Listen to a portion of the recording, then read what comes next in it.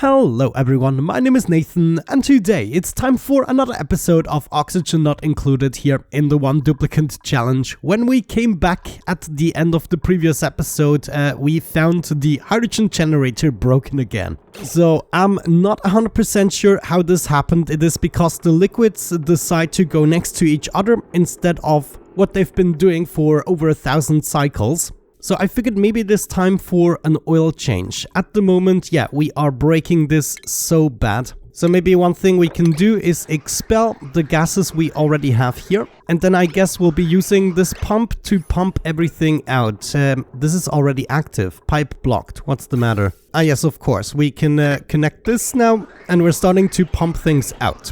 Also, I don't want new water to enter the contraption. There we go. So if I can, I would just set up a bottle emptier here and maybe add another liquid.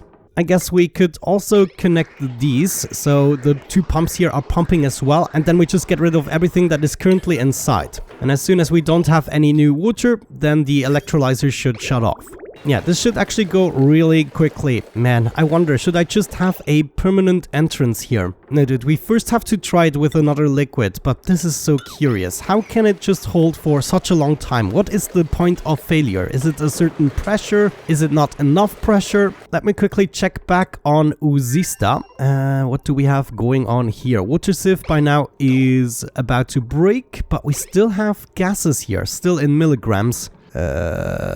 Yeah, we still have a water layer on top of this, so that is not the problem. I guess we haven't been away for too long yet. What am I doing at the moment?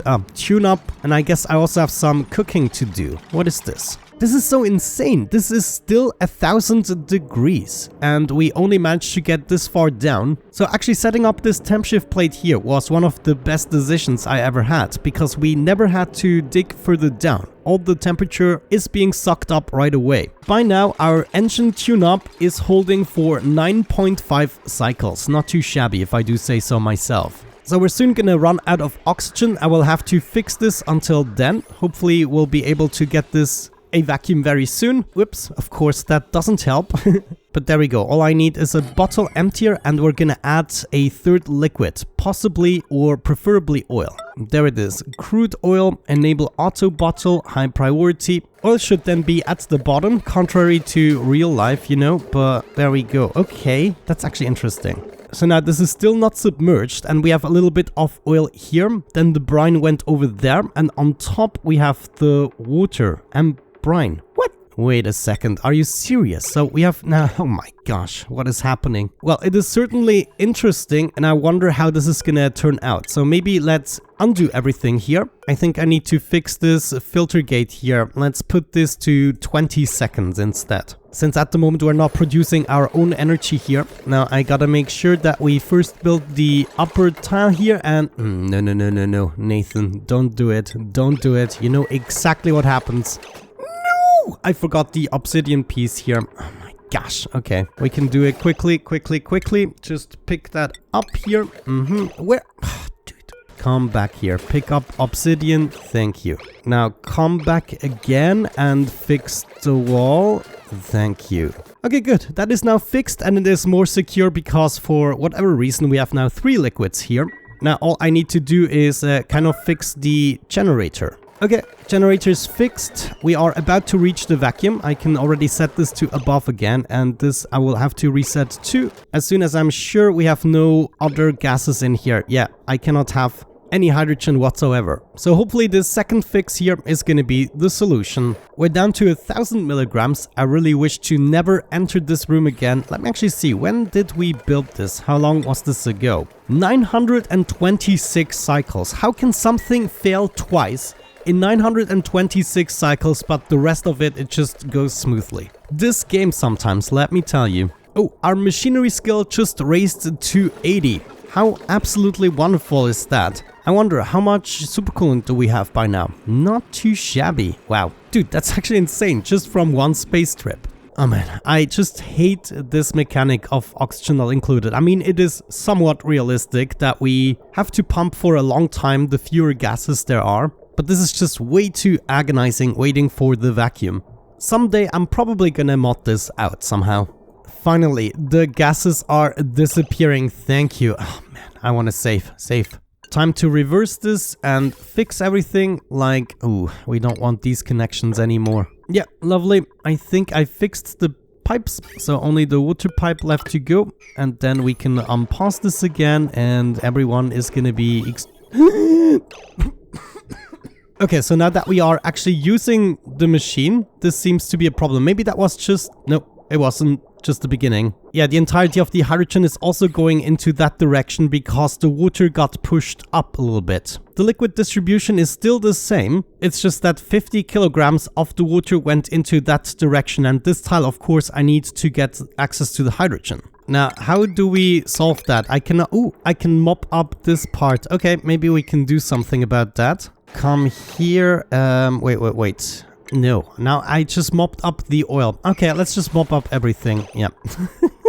In this case, I'm gonna go ahead and set up another bottle emptier. Thank you. And now I would say we only dump the oil in here first and then, water or brine. So the difference is gonna be that we utilize oil over something else. I'm gonna choose water as my second liquid. Yeah, I don't think I'm gonna regret this. Wait until you're done here. Wait. I totally didn't allow my dupe to eat something. You have to go up here and do the water thing. Okay, there's an extra 12 kilograms of water here. Let's pick that up. Let's get this out of the way. I mean, with the 12 kilograms, I don't know what it actually would matter because it doesn't really matter. But maybe it matters. And so now we fixed it. Okay, now we fix this again and no. Deja vu. Okay, now we have oil and water. I don't see a reason why this shouldn't work, which is why I'm gonna make another save. Let me quickly fix the pipes again. There we go. And we're doing it. Now we actually have the correct distribution here with hydrogen being on the top. Let me see. This needs to be above and above. Okay. And this is now looking finally correct. Let's just hope because oil is more sticky in real life, it is also gonna stick more to this contraption. Right, now that is one problem fixed. We still have a problem on Mudoni here. This guy is currently overpressured because we have too much steam in here. So I figured it might be best to pump out the room before this gets converted to steam too. And doing that we can get rid of the polluted oxygen as well. What I would have liked to do today is to get everything done with Osista, but I think what we're gonna do or end up doing today is just implement a system to automatically freeze and then ship it over to the tree. If I have a quick look at this cooling loop, this is done with water. Well, what we could do is replace this with supercoolant. And then since we are currently only cooling down the oil, we could easily get this to minus 20 degrees or so and then use it somewhere else to freeze the food.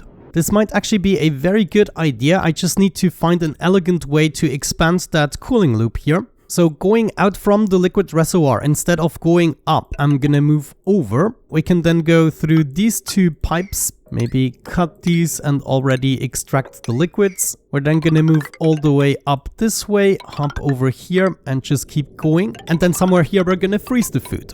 And to be able to build that, I will have to remove some materials there. Once we've frozen everything, we're gonna come back with the liquid in order to join the normal cooling loop. And that would have then to go right over there. I don't even know what I wanted to do with this curve. Doesn't make sense. I want to go ahead and install a second bottle emptier. This way I can be doubly as efficient, bringing some of the supercoolant up, and then we can just fill the loop there. Wait a second. Did I really forget a liquid vent in here? Oh my gosh, are you serious? I guess since this is gonna turn a little bit into a fixing episode as well, I believe I'm gonna try to do that right now. So no, don't run away, do that. And now immediately pick up these two things. Actually, you only need to pick up the iron ore. So I do that, and then I'm gonna do that. And make my dupe move below, pick that up, and don't build it yet, go outside first and do that. Okay, that wasn't too bad, right? I mean, sure, some of the steam got lost, but that was probably as elegant as it gets. As for the cooling mechanism, let's maybe do about 8 or so tiles. We can go with aluminium tiles, since they do transfer the chill the best. We're gonna do 2, 4, 6, and 8. And actually, before we build that, we might want to finish the other tiles there. Oh yeah, check this out. I'm just going nuts here. I love my dupe. I've literally never been this attached to a duplicant, I have to say. Right here on the very top, I would like to see a shutoff.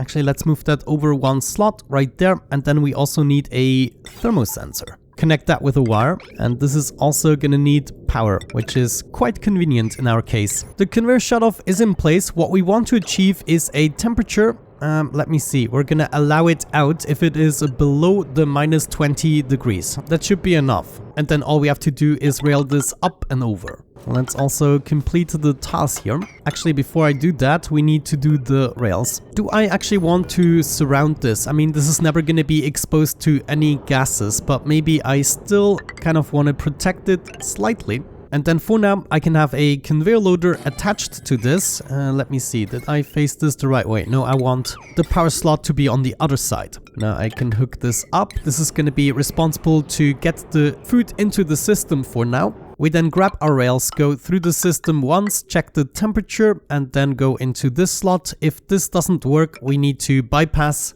However, if we do it this way, the items might get confused. They could go up, so we would have to add a conveyor bridge to dictate the flow of materials. Sure, let's maybe add that right here. And we are looping out from there. Actually, we could go straight down. This would look a little bit better. And then out from the bridge again to do the loop. By the way, as mentioned, later down the line, I don't want to use this main launcher. I want a dedicated launcher just to ship the food over to the tree. Oh yeah, Nathan, you go. You do a good job. Now, I might want to put this to the test with a little bit of steel. We do have exactly 200 kilograms of steel that I'm gonna just send over to Osista, which, by the way, is now down to milligrams of pressure, but that won't get better unless we mop up the rest of the liquid.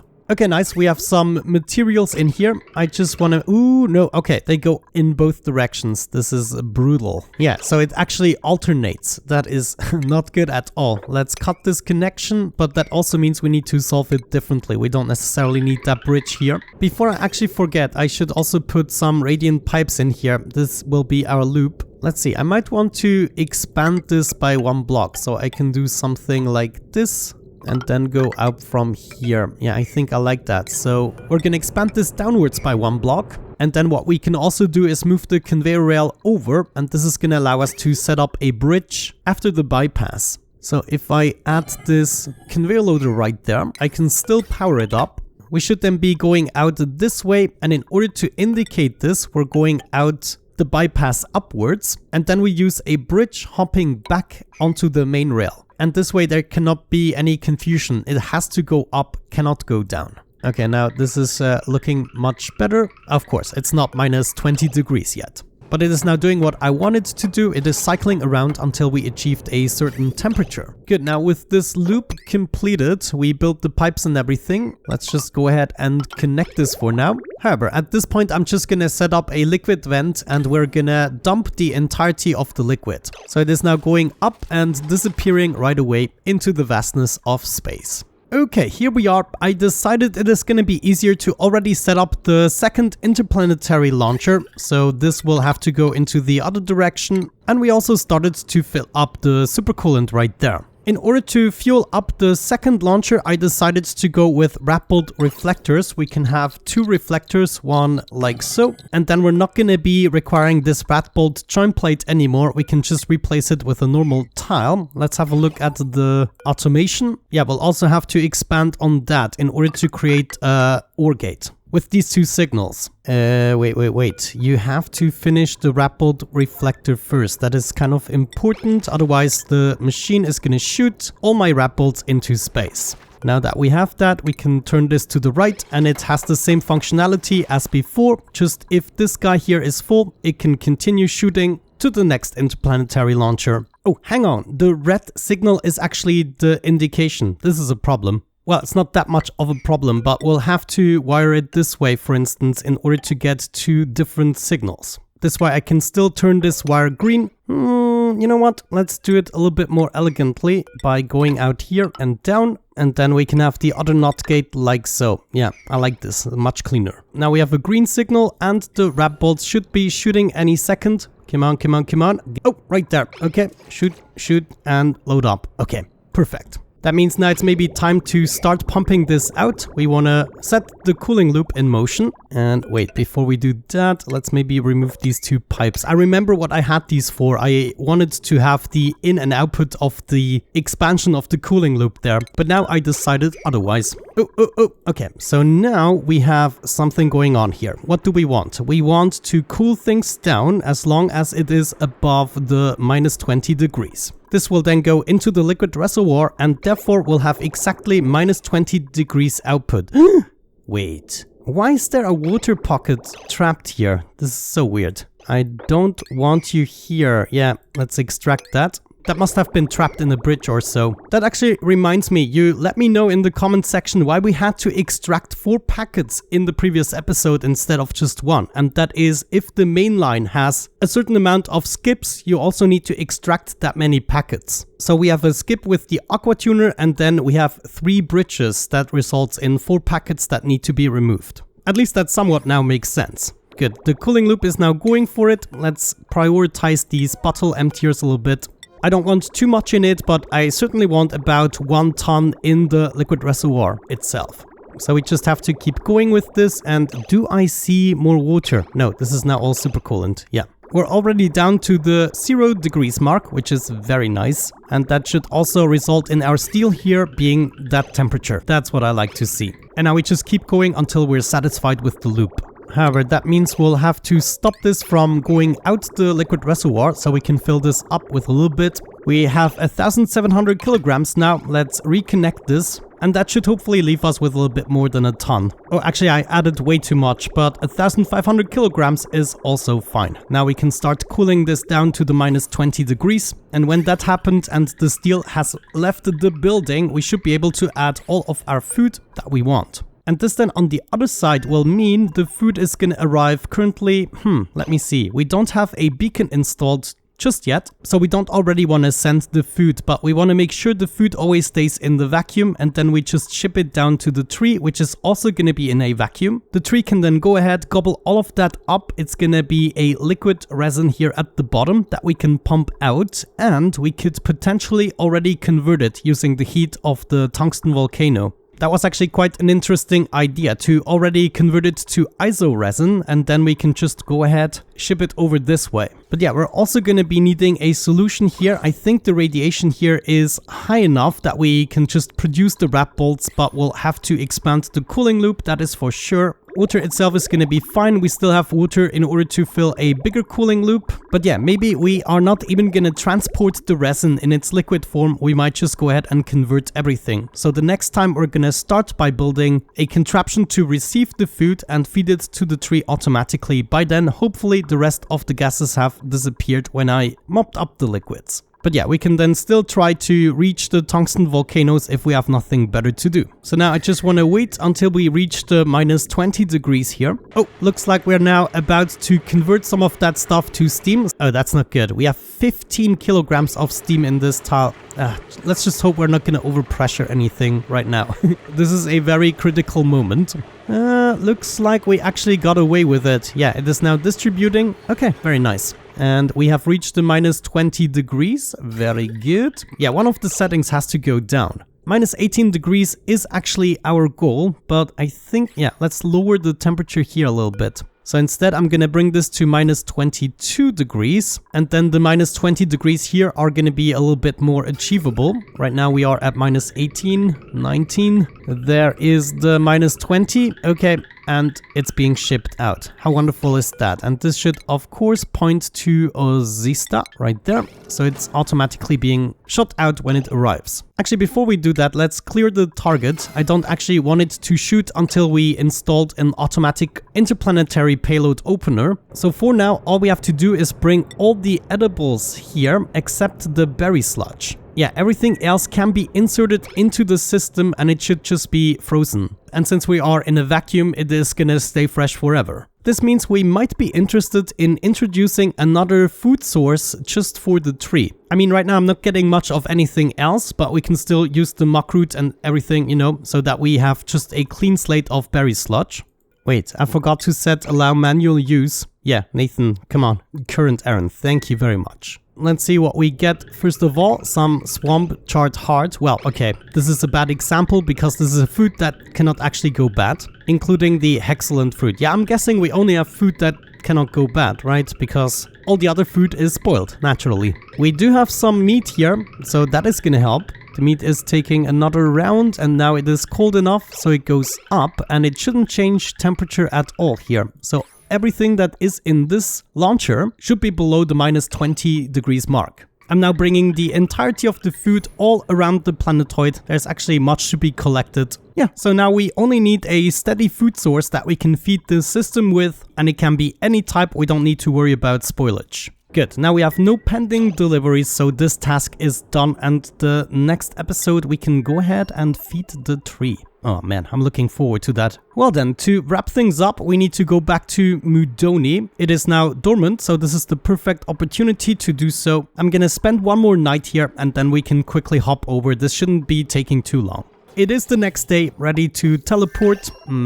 Now, looking at the amount of water we have here, this is actually perfect. So all we have to do is remove the gases, and No! I forgot the steel. No! I probably don't even have the 50 kilograms that I need. Yeah. Actually, it doesn't matter. We can use a gold amalgam pump. No, we cannot. Afterwards, I cannot leave it in there. Unless we don't care whether or not it breaks. Interesting proposal. Let's say we don't care that it breaks eventually, because by then we are not going to be needing it. And so we just get this out, and now we make our way in. There, of course, a lot of the steam is going to escape now, but we can build everything. And before I forget, we need a little bit of power. Going up here might be the wiser choice. As a matter of fact, let's switch that up altogether. Come on, guy, your life depends on it. You see, right now we only have 100 degrees, and this pump made out of gold amalgam can go to 125 degrees. So we'll be able to pump all of the steam and the polluted gases out. And so now we can just go ahead, close this off again. The pump will be pumping everything empty, provided, yeah, we have to exchange this with a insulated pipe.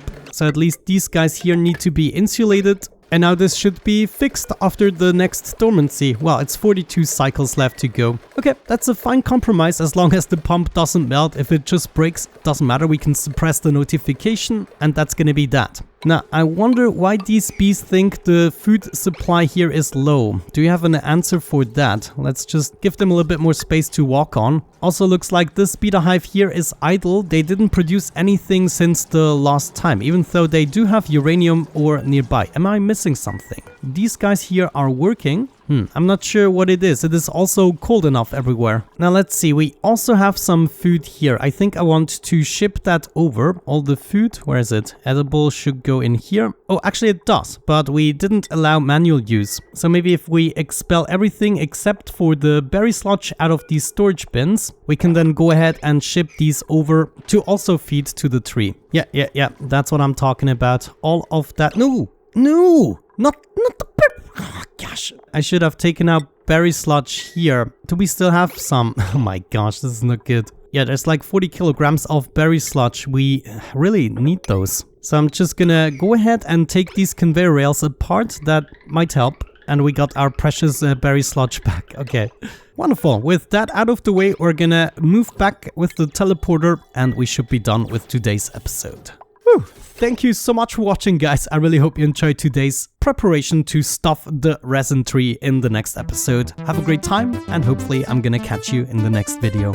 Bye-bye.